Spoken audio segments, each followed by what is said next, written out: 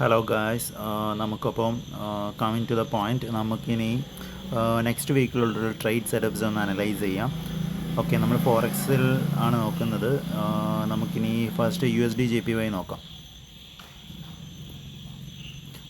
USD/JPYയിൽ ഇതാണ് situation. Okay, higher time ഫ്രെയിമിലോട്ട് പോകുമ്പം മേളിലൊരു trend line liquidity കാണാൻ സാധിക്കും.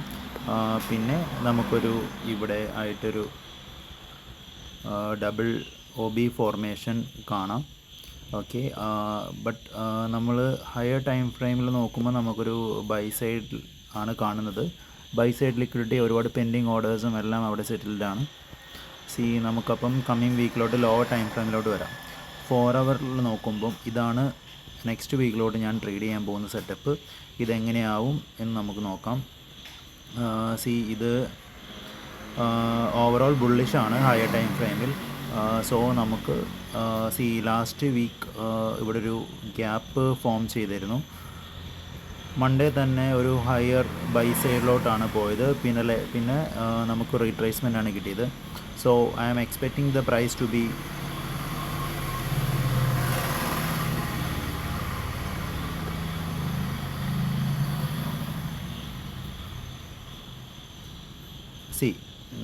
ഇതാണ് എൻ്റെ ഒരു മാർക്കറ്റ് സ്പെക്കുലേഷൻ. ഓക്കെ,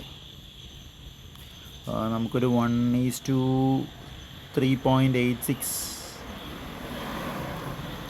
റേഞ്ചിൽ മാർക്കറ്റ് നമുക്ക് അനലൈസ് ചെയ്യാവുന്നതാണ്. ഞാൻ ഇവിടുന്ന് ഒരു ഡയറക്റ്റ് ബൈ സൈഡാണ് നോക്കുന്നത്. വേണമെങ്കിൽ നമുക്കിനി ലോവർ ടൈം ഫ്രെയിമിലോട്ട് വന്നിട്ട് ഇവിടെയും ഒരു OB ഫോർമേഷൻ നമുക്ക് കാണാൻ സാധിക്കും.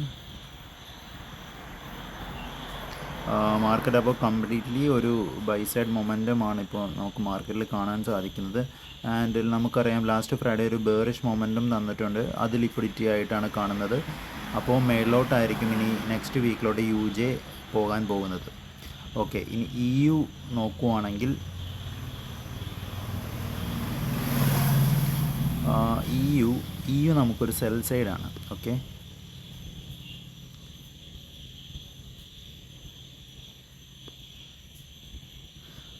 EU മോസ്റ്റ് പ്രോബബ്ലി നമുക്ക്